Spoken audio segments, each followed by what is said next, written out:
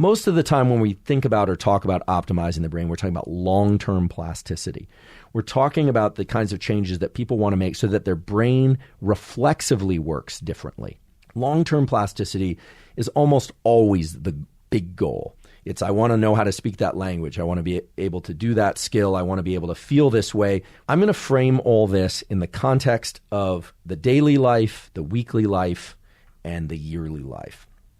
And that's because neuroplasticity and optimizing your brain rides on a deeper foundation of this thing that governs plasticity, and in fact governs all our life, called autonomic arousal, which is that we're asleep for part of the 24-hour cycle and we are awake almost always. I've said it before, but I'll say it again. The trigger for plasticity and learning occurs during high focus, high alertness states, not while you're asleep.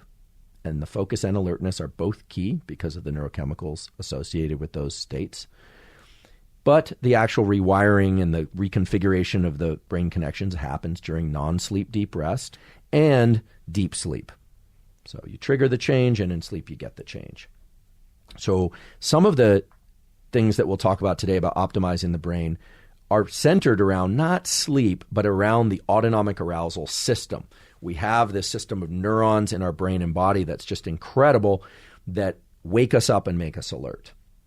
And when we're not accessing that system well, we cannot access plasticity. We cannot optimize our brain. Likewise, if we cannot sleep well and we can't rest well, we will not access plasticity and rewire our brain, because that's when the actual configuration between the connections occurs.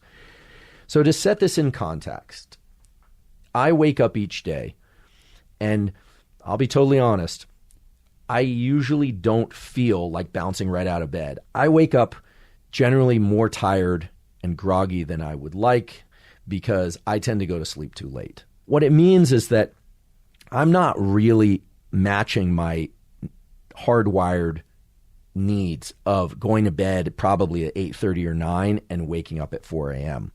So neuroplasticity will allow me to optimize my wakefulness, but I have to do something in order to access that. And some of you may already be anticipating what I'm about to say, which is, oh no, he's going to tell us to get sunlight in our eyes in the first 30 minutes of the day.